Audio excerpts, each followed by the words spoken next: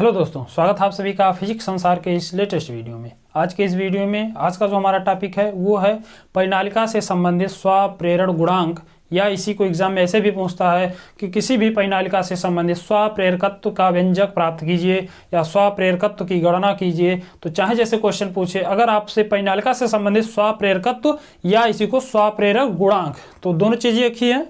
चाहे स्वप्रेरण गुणांक पूछे या स्वप्रेरकत्व पूछे, दोनों नाम एक ही हैं। तो ये कुछ भी अगर ऐसा पूछता है परिनालिका से संबंधित, तो आपको जो डेरिवेशन हम लोग इस वीडियो में करेंगे इसी को आपको एग्जाम में लिख कर आना है। और ये एग्जाम में कई बार ऐसे पूछा गया कि परिनालिका से संबंधित स्वप्रेरण गुणांक का व्यंजक प्राप्त कीजिए। इस प्रकार से क्वेश्चन कई बार एग्जाम में पूछा गया। तो बिना वीडियो को स्किप किए पूरा जरूर देखिए ताकि आपको ये टॉपिक अच्छे से समझ में आ सके। और हाँ, इस टॉपिक को अगर आपको अच्छे से समझना है तो इससे पहले वाला टॉपिक जो आपका स्वप्रेरण है और जो आपका स्वप्रेरण गुणांक है वो आपको अच्छे से ज्ञात होना चाहिए। तो अगर आपने उसको नहीं पढ़ा तो मैंने पहले से ही एक वीडियो यूट्यूब पे अपलोड कर दिया है, और हमने एक प्लेलिस्ट बनाया क्लास 12th फिजिक्स के इस विद्युत चुंबकीय प्रेरण के नाम से। आप उस प्लेलिस्ट में जाकर के आपको इस चैप्टर से संबंधित सारे वीडियो सीरियल से आपको मिल जाएंगे। तो अगर आपने नहीं देखा तो उस वीडियो को जाकर देखें ताकि आपको ये टॉपिक अच्छे से समझ में आ सके। और अगर आपने देखा तो बहुत अच्छी बात है। यहाँ से हम लोग समझते हैं कि परिनालिका के स्वप्रेरकत्व की गणना हम लोग कैसे करेंगे, इसका मान हम कैसे ज्ञात करेंगे। तो इसके लिए हम लोग मान लेते हैं कि हमारे पास एक परिनालिका है, जैसा कि हमने स्ट्रक्चर पहले से बना दिया, और इसकी लंबाई हम लोग मान लेते हैं कि स्मॉल एल है, जैसा कि हमने प्रदर्शित कर दिया। तो मान लेते हैं एक हमारी परिनालिका कहते किसे हैं, तो हमने आपको चौथे चैप्टर में बताया गया होगा कि किसी भी अगर आप बेलनाकार आधार पे एक क्या करते हैं, कई फेरों में लपेटकर एक कॉइल तैयार करते हैं बेलनाकार आधार पे, तो इस प्रकार से जो कुंडली तैयार होती है उसी को क्या कहते हैं, परिनालिका कहते हैं, जैसे कि आपको फिगर में दिख रहा है। तो इसकी लंबाई हम लोग मान लेते हैं स्मॉल एल है, और इसके अनुप्रस्थ काट का जो क्षेत्रफल है यानी जो एरिया है वो हम लोग मान लेते हैं कैपिटल ए है। और इसके बाद हम क्या करते हैं, इस परिनालिका में इस बैटरी की सहायता से कैपिटल आई धारा को प्रवाहित करते हैं। तो हम लोग चौथे चैप्टर में पढ़ चुके हैं कि जब भी किसी भी परिनालिका में विद्युत धारा प्रवाहित करते हैं तो उसके कारण से उस परिनालिका के भीतर एक चुंबकीय क्षेत्र उत्पन्न होता है, और उसका जो सूत्र होता है वो हम लोग पढ़ चुके हैं कि वो होता है आपका B = μ0 × N × I। ये सूत्र हम लोग पढ़ चुके हैं कि किसी भी परिनालिका से संबंधित जो आपका चुंबकीय क्षेत्र का मान होता है वो होता है आपका B = μ0 × N × I। यहाँ पर μ0 है क्या, तो ये होती है निर्वात की चुंबकशीलता। स्मॉल एन क्या है, तो स्मॉल एन जो होता है वो होता है एकांक लंबाई में फेरों की संख्या होती है, और जो कैपिटल आई होता है वो कुंडली में प्रवाहित होने वाली धारा होती है। तो इस सूत्र का डेरिवेशन हम लोग चौथे चैप्टर में पढ़ चुके हैं। तो अगर आपको ये भी नहीं देखें तो हमने वीडियो चौथे चैप्टर का भी अपलोड कर दिया, आप जाकर वहां से देख सकते हैं। तो जब आप इस कुंडली में क्या करेंगे, धारा को प्रवाहित करेंगे, तो आपको एक चुंबकीय क्षेत्र देखने को मिलेगा, और वो होगा B = μ0 × N × I। हम लोग जानते हैं कि यहां पर जो स्मॉल एन है ये बराबर होता है कैपिटल एन बटा यल के। अब आप ये नहीं समझ पा रहे होंगे कि कैपिटल एन और स्मॉल एल है क्या। तो हम लोग इस परिनालिका में पहले ही मान चुके हैं। यहाँ पर हम आपको लैंग्वेज सारा लिख देते हैं ताकि आपको नोट्स बनाने में कोई समस्या ना हो। तो यहाँ पर हम क्या करेंगे, मानेंगे, यहाँ पर लिखेंगे माना एक परिनालिका जिसकी लंबाई स्मॉल एल है तथा इसमें फेरों की संख्या, इसमें फेरों की कुल संख्या बराबर कुल संख्या कैपिटल एन है। हम लोग क्या करते हैं, मान लेते हैं कि जो हमारी परिनालिका है उसकी लंबाई स्मॉल एल है, और इसमें ये जो फेरों की संख्या है ये कितनी है, कैपिटल एन है। तथा आगे लिखेंगे तथा इसमें इस कैपिटल आई धारा प्रवाहित हो रही है। क्या करते हैं हम लोग, एक बैटरी जोड़ देते हैं और बैटरी से इस परिपथ में क्या करते हैं, स्मॉल आई धारा को प्रवाहित करते हैं। तब इस धारावाही परिनालिका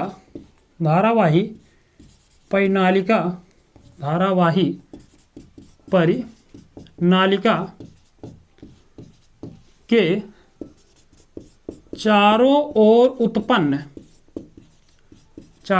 उत्पन्न चुंबकीय क्षेत्र तब हम लोग यहाँ पर लिखेंगे चारों ओर उत्पन्न जो चुंबकीय क्षेत्र होगा वो आपका होगा B is equal to mu not into N into I. ये आपका परिनालिका के कारण उत्पन्न चुंबकीय क्षेत्र हो जाएगा। हम यहाँ पर जानते हैं स्मॉल एन क्या है, तो स्मॉल एन होता है आपका एकांक लंबाई में फेरों की संख्या। ये आपको अगर ना समझ में आए तो हम यहाँ पर लिखते हैं आपको शॉर्ट इसको समझाने के लिए, ये नोट्स में लिखना जरूरी नहीं है। हम लोग जानते हैं कि कैपिटल एल लंबाई में जो फेरों की संख्या है वो कितनी है, कैपिटल एन है। मतलब जो ये टोटल लंबाई इसमें स्मॉल एन लंबाई में फेरों की संख्या कितनी है, कैपिटल एन है। तो अगर हम एकांक लंबाई में देखें, एकांक का मतलब एक, तो एकांक लंबाई में फेरों की संख्या क्या आ जाएगी, एन अपान यल आएगी। तो एन अपान यल है क्या, तो हम लोग एकांक लंबाई को मान लेते हैं कितना है, स्मॉल एन है। जैसा कि हम लोग चौथे चैप्टर में पढ़ चुके कि एकांक लंबाई में हम लोग वहां पर फेरों की संख्या को स्मॉल एन मानते हैं और परिनालिका में जो टोटल फेरों की संख्या होती है वो कैपिटल एन होती है। यहां पर जैसा कि हमने लिखा कैपिटल एन होती है और इसकी टोटल लंबाई स्मॉल एल होती है। तो एकांक लंबाई में फेरों की संख्या क्या होती है, एन बटा यल। तो इसीलिए हम यहां पर क्या करते हैं, ये मान लाकर डायरेक्ट रखते हैं। तो यहां से बी इज इक्वल टू आ जाएगा mu not into capital N upon L into I, या ऐसे आप लिख सकते हैं mu not into N into I upon small L. इसको बना देंगे समीकरण नंबर 1। आई होप आपको यहां तक समझ में आया होगा कि जब भी धारावाही परिनालिका में विद्युत धारा प्रवाहित होती है तो उसके कारण एक चुंबकीय क्षेत्र होता है और उसका मान होता है B is equal to mu not into N into I upon L. यहां पर म्यू नॉट क्या है, तो ये म्यू नॉट होता है आपका निर्वात की चुंबकशीलता, एन क्या होता है तो कुंडली में फेरों की कुल संख्या, आई क्या होता तो उसमें प्रवाहित होने वाली धारा है और यल क्या है तो परिनालिका की लंबाई है। अब देखो हम लोग जानते हैं कि जब भी चुंबकीय क्षेत्र उत्पन्न होगा तो उस स्थिति में उस कुंडली उस परिनालिका से संबद्ध कुछ ना कुछ चुंबकीय फ्लक्स का मान भी होगा। तो यहां पर हम लोग लिखते हैं कि तथा परिनालिका से संबद्ध कुल चुंबकीय फ्लक्स। तो हम लोग चुंबकीय फ्लक्स पहले से पढ़ चुके हैं कि चुंबकीय फ्लक्स जो होता है इसको हम लोग फाई नॉट मान लेते हैं और फाई नॉट बराबर आपका होता है बी इंटू ए। यहां पर ए क्या है तो ये ए जो है ये इसके अनुप्रस्थ काट का क्षेत्रफल है और बी क्या है तो बी है इस परिनालिका के द्वारा जो उत्पन्न चुंबकीय क्षेत्र है। तो हम लोग चुंबकीय फ्लक्स का सूत्र जानते हैं कि फाई इक्वल टू होता है बी इंटू ए। तो यहां से अगर बी का मान यहां पर लाकर रख दें तो ये एक चीज और आपको ध्यान देना, ये जो आपका बी इंटू ए है ये केवल एक फेरे के लिए है। यहां पर परिनालिका में देखिए तो कुल फेरों की संख्या कितनी है, इसमें कैपिटल एन है, तो कुल फेरों की संख्या कैपिटल एन है।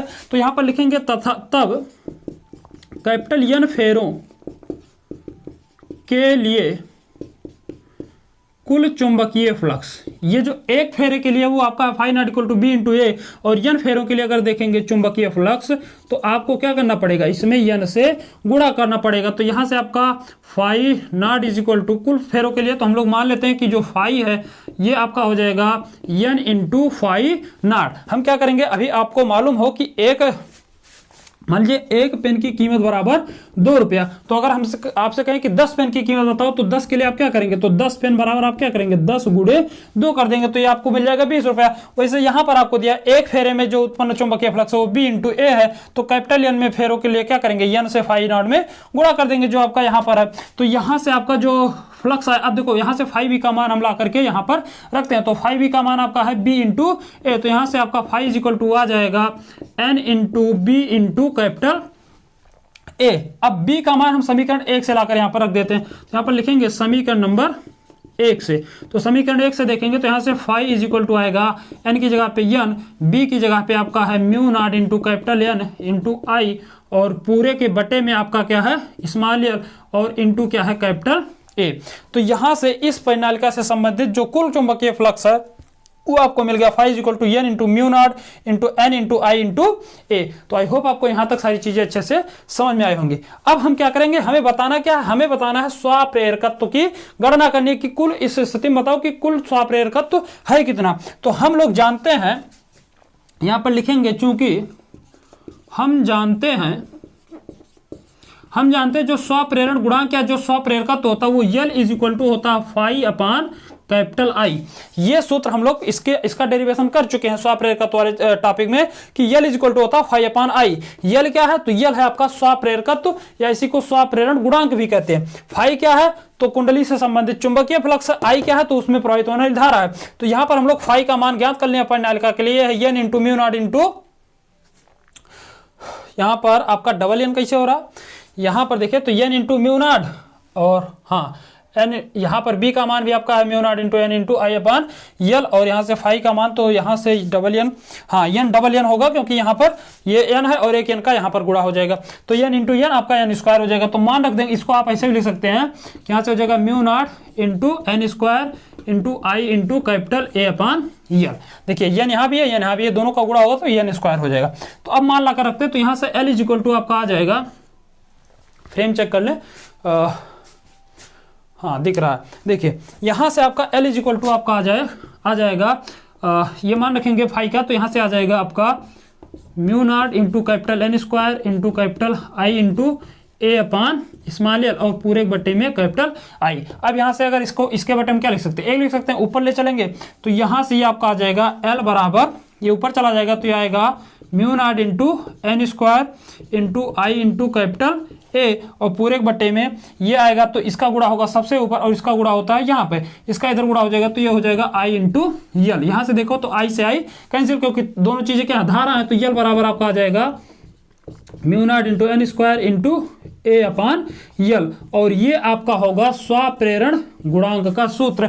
किसके लिए, तो परिनालिका से संबंधित जो स्वप्रेरण गुणांक होता है वो यल बराबर mu not into N square into A upon L. यहाँ पर म्यू नॉट क्या है, तो निर्वात की चुंबकशीलता, एन क्या है तो इसमें फेरों की संख्या, ए क्या है तो इसके अनुप्रस्थ काट का एरिया है, क्षेत्रफल है, और यल क्या है तो इस परिनालिका की लंबाई है। तो स्वप्रेरण गुणांक आपका ये हो जाएगा। और हम जो लोग जानते हैं इसका मात्रक क्या होता है, हेनरी होता है, इसको हम लोग कैपिटल एच से प्रदर्शित करते हैं, तो मात्रक आपका हेनरी हो गया। अब यहाँ पर एक चीज और है कि अगर आपकी जो परिनालिका है इसके बीच में, इसके भीतर, ये जो भीतर ये खोखला स्थान है, इसके स्थान पे अगर हम लोग वायु के स्थान पे कोई ऐसा पदार्थ रख दें जिसकी आपेक्षिक जो चुंबकशीलता है वो क्या हो जाए, म्यू आर हो जाए। जैसे यहाँ पर म्यू क्या है तो इसके अंदर जो वायु है उसकी चुंबकशीलता है, तो यहाँ पर लिखेंगे यदि परिनालिका के भीतर, यदि परिनालिका के भीतर वायु के स्थान पर म्यू आर चुंबकशीलता, म्यू आर चुंबकशीलता का कोई पदार्थ रख दें तो परिनालिका का स्वप्रेरण गुणांक या स्वप्रेरकत्व, तो इस स्थिति में जो परिनालिका का स्वप्रेरकत्व होगा इसको हम यहाँ पर लिखते हैं, ये चीजें एक्स्ट्रा हैं। तो यहाँ से यहाँ पर क्या होगा, जो आपका हमने यहाँ पर देखो तो इसका मान हमने क्या मान लिया, जो चुंबकशीलता है वायु की म्यू आर है, तो यहाँ से मान रख देंगे, तो यहाँ से एल इज इक्वल टू आ जाएगा mu not into mu r into capital N square into I into capital A upon आपका यहाँ पर देखो तो क्या है, यल है, और ये हो जाएगा आपका स्वप्रेरण गुणांक का सूत्र। किसके लिए मात्रक आप लिखना चाहें तो हेनरी, कैपिटल एच, हेनरी इसका मात्रक होता है। ये किसके लिए है, तो अगर इसके भीतर वायु के स्थान पे क्या हो, म्यू आर चुंबकशीलता का कोई पदार्थ रखा है तो उस स्थिति में आपको क्या करना पड़ेगा, उससे गुणा करना पड़ेगा। अगर हवा है तो हवा के लिए केवल mu not into N square into A upon L. तो इस सूत्र से आप किसी भी परिनालिका के भीतर जो आपका ये स्वप्रेरण गुणांक होता है, जो स्वप्रेरकत्व होता है, इसका मान आप इस सूत्र से सहायता से ज्ञात कर सकते हैं। इसका अगर आप स्क्रीनशॉट लेना चाहें तो ले लीजिए, और अगर आपको नोट्स बनाना है तो सारी चीजें मैंने जैसे लैंग्वेज लिखी है ठीक उसी प्रकार से आप लैंग्वेज लिख करके एक अच्छा सा नोट तैयार कर सकते हैं। तो यदि आपको वीडियो अच्छा लगे तो चैनल को सब्सक्राइब कीजिए, वीडियो को लाइक भी कीजिए, शेयर भी कीजिए। मिलते हैं अगले वीडियो में, तब तक के लिए जय हिंद।